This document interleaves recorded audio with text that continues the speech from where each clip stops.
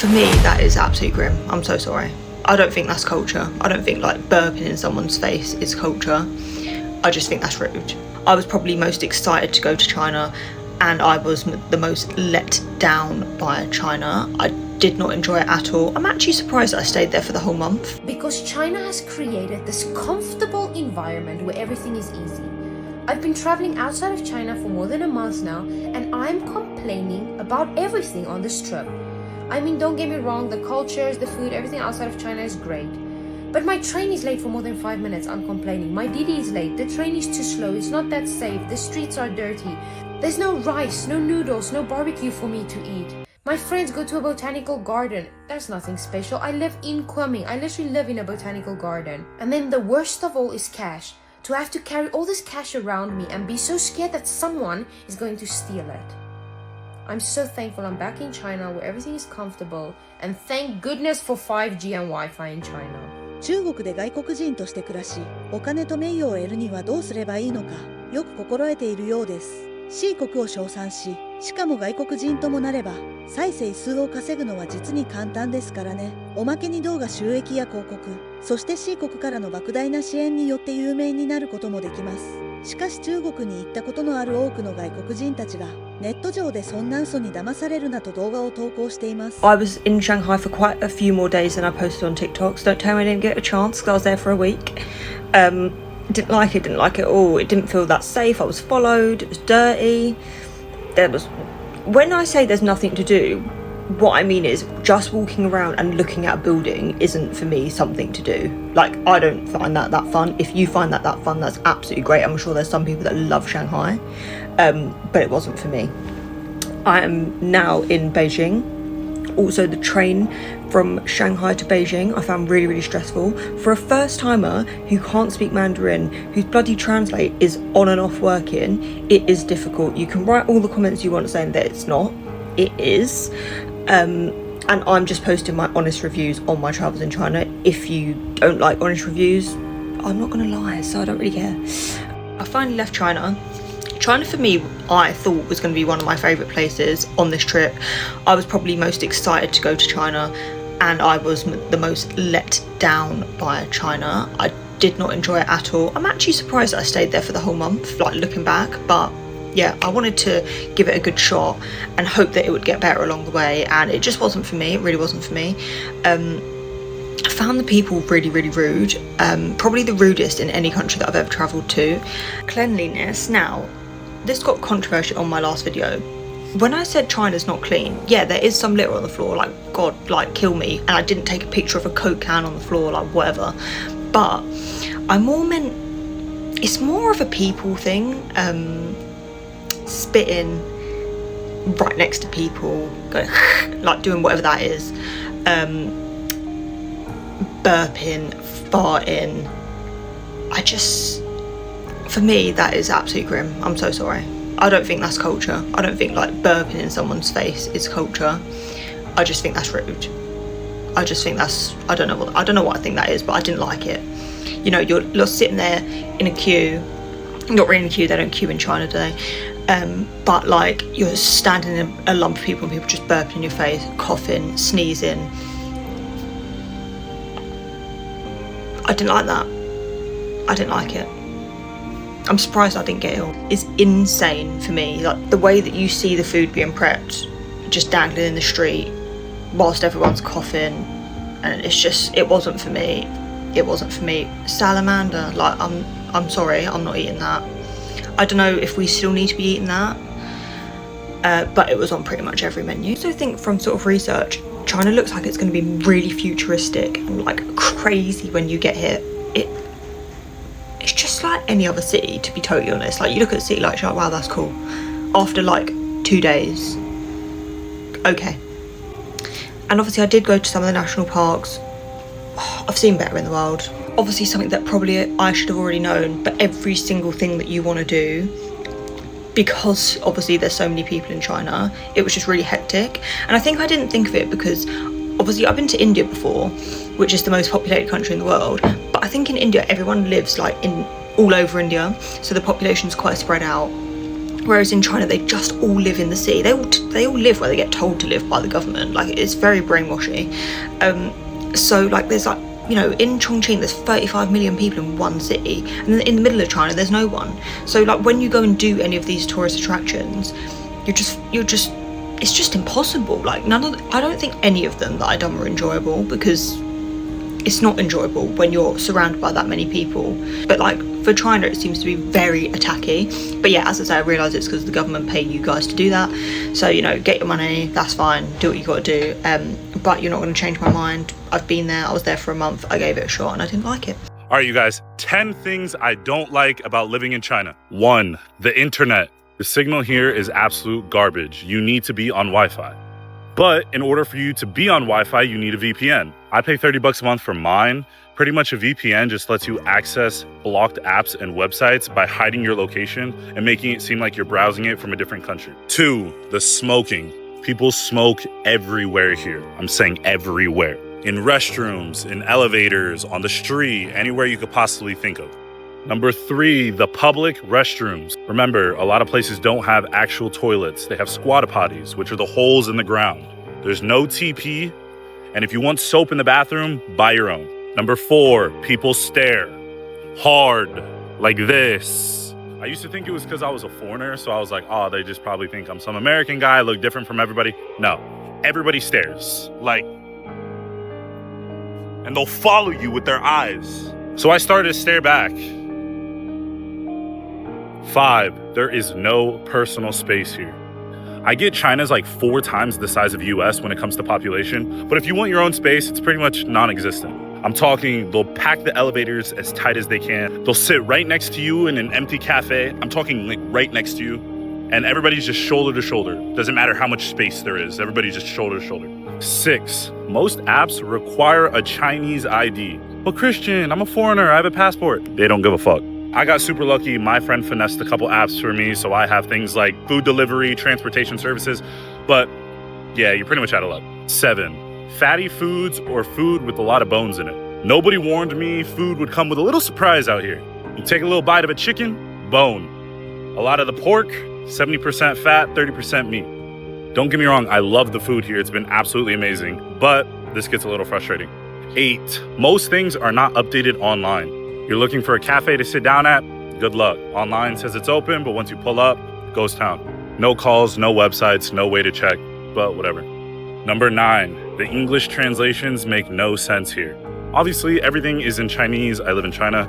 I don't speak the language, so I have to translate everything, but they don't always make sense, which is frustrating. There's one thing I really don't like. Maybe you can cut it out, but it's my opinion. There are many men here. They're doing I don't like this. This is really not nice. Although China was my top favorite travel destination last year, that doesn't mean it was perfect. I mean, no country is going to be. There are things that I experienced that made me uncomfortable, but they didn't make me hate being there overall. Anyway, the first thing is how so many places smelled like cigarette smoke. A lot of people smoke in China, and the smell was often inescapable, especially in bigger cities. Not only that, but a lot of public restrooms even reeked of cigarette smoke. I mean, the restrooms were mostly clean, but I saw lots of cigarette butts in some of the toilets. Speaking of smoke, the dirtiest thing we encountered during our time there was the air quality. Overall, everywhere we went during our 2-week trip was fine, but there were a few days where the air quality was really bad, to the point we even bought N95 masks to wear. Heck, it was so bad one day that they even canceled the fireworks at Disneyland because Shanghai issued an air quality warning. So if you're someone who is sensitive to those kinds of things, I'd suggest bringing N95s with you just in case. Another thing that was hard for me to get used to is their perception of personal space per se, or what we Westerners might consider a lack thereof. People stand incredibly close to you in lines, you can kind of feel them on your body. We also saw quite a bit of line jumping in China,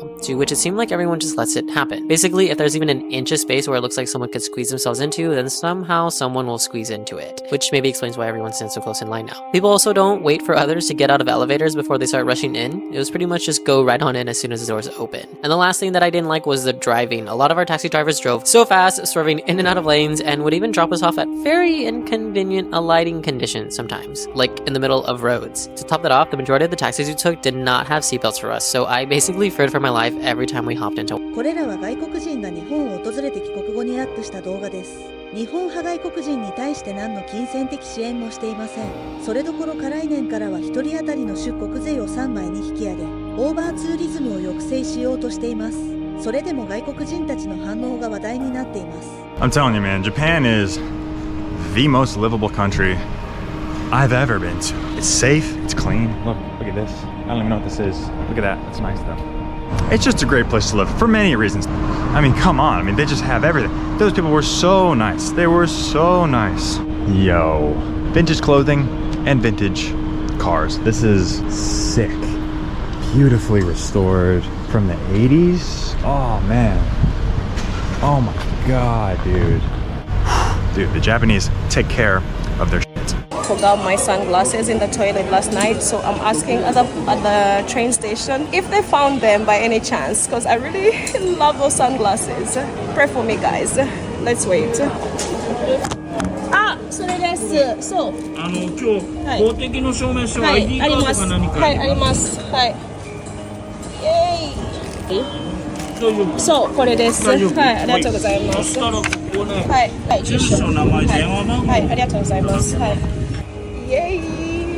Guys, this is why I love Japan. I love Japan. I love Japan. I don't want to scream because I'm still in the station, but I love Japan. Let me sum up Japan to you in one simple example. This is a family tree of the cow that I had for dinner last night. They present the lineage of the cow to you before you eat it and discuss it with you for 10 minutes about how a female cow tastes one way and a male tastes another. This explains why this country is so amazing. In every aspect of life here, the entire culture is based around caring and perfection and honor. There is not one single piece of rubbish on the street in the entirety of Tokyo. I've been here for 3 days now. I haven't seen one piece of rubbish. The taxi drivers wear suits and white gloves. Everybody bows whenever you leave a room. The level of respect that people treat each other with as they get on and off of trains, as they pass by each other, is something that just does not exist in the West. There is a culture here that we could learn so much from. I am obsessed with this place. This is a box of grapes in my hotel room. It is normal here to arrange boxes of grapes by color. This is just part of the culture. I'm obsessed with this place. I'm gonna try and take a few more videos of it. I don't really video much when I'm like on holiday and stuff because it's annoying for people that I'm with and I can't really be bothered. But I'm gonna try and take a couple of videos so the people that haven't been here can understand this. This is an amazing place. I wanna come back here so much regularly because I just feel incredible here. Like everything is incredible. I can't explain it in any other way. I've experienced healthcare in Japan, in France, in Canada, and in the US. And I gotta say, by far, the best healthcare I've ever received is in Japan. I came in really sick on December 23rd. It was my welcome to Japan sickness. I came to this hospital here behind me. They took care of me, they helped me out, no problem.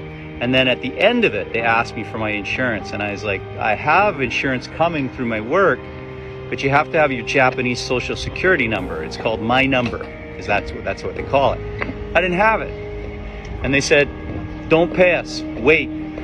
Come back middle of next month with your number and pay us then. Well, I still don't have my number. I just got an application showing me what my number is, and I have to submit another application to get it before I can get my insurance card. That's another month. So I was like, I better go to the hospital and pay, because they're gonna want their money or they're gonna start sending me to collections like they would in the US or like they would in Canada. No. They saw what I'd done. They said, no, we don't want you to pay, because if you pay now without your number, you're gonna have to pay too much and you won't get the money back. So we'll wait. We're fine at the hospital. We can wait for you. That was what they said to me. Can you believe that? And people are talking about how great North America is with their freedoms. I'm telling you, healthcare in Japan, they're gonna take care of you and they're not worried about the money. That is something that is unique to this country. So how did it become one of the most successful countries in the world? In order to promote an efficient and well-functioning society, instead of focusing solely on punishment and enforcement, Japan relied heavily on behavior and awareness. That starts as early as elementary school and continues to be reinforced in messages everywhere. There's a strong sensitivity to how your actions affect others. A mild social discomfort around inconveniencing other people. Not humiliation, just awareness of impact. That awareness creates harmony, harmony creates stability, and stability creates order. So it made me wonder, what would happen if we thought about awareness as infrastructure and treated it as one of our most precious shared resources? Japan's people are its primary resource. I don't know who needs to hear this, but post-Japan depression doesn't go away. It evolves. I went once thinking it'll be like a little cultural reset, but 20 years later, I've gone back every year like it's part of my healthcare plan. A mental health retreat, a full body reset. Meanwhile, my American life is like, here's a bill for existing. While Japan is like, here's heated toilet seats and seasonal packaging that makes you cry. Midnight konbini runs. People minding their own business in total silence. Train station jingles. It ruined me. Like, how do you move on from that? You don't. You book another flight. 日本という国がすごいんです。ルールが守んなくてもみんな暗黙のルールを守ってる。それを褒めたいです、今日は私。褒めたいって言ってない大丈夫？じゃあ、ちょっと気づいてしまった。褒めなざるを得ない。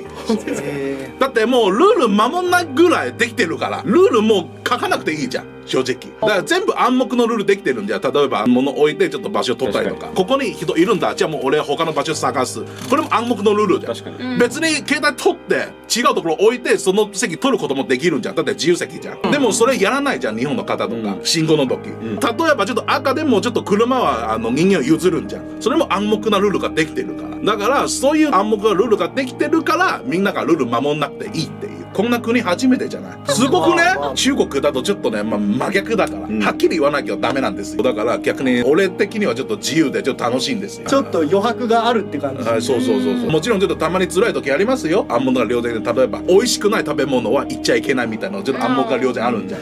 俺はまあなぜか言っちゃうんだよな。仕方ないです。まあ個人はちょっと日に暮れてるから。でこの何人でご飯食べに行きました。じゃあ藤井さんがちょっと感想言うじゃん。ああ独特な味だね。まあそうだね。ああこんな味食ったことないみたいなちょっと乗って、で俺のところ。いやこれまずくねってなると、なんで言うんだよお前って責められるんだな。毎回俺日本人の友達とご飯行く時、日本ってすっげえなって日に日に思う。こんなに資本主義が進んでるのに、そのすごいフラットに言うとゴミが落ちてないとかっていうのって、ある意味人間が大量に同じ空間でリスペクトありき存在できる仕組みって本当に存在しないと思ってて、日本以外にこの社会が成り立ってるこの質と、このリスペクトと、この人の文化って、多分みんなが同じその謎にね、なんだろうね、空気を読んでんだよね、みんな日本人って相当。でそれが苦しいって思うのは相当わかるんだけど、それがあるからこの街が綺麗に山手線が毎秒もう遅れずに来るっていう、なんかすごいディシプリンされてる、すごい質が高い社会だと思うんですよ、未来の。そうだから私は意見がたくさん言えて銃を持っている世界より意見言わなくて銃がない世界の方が上だと思ってる。けどやっぱ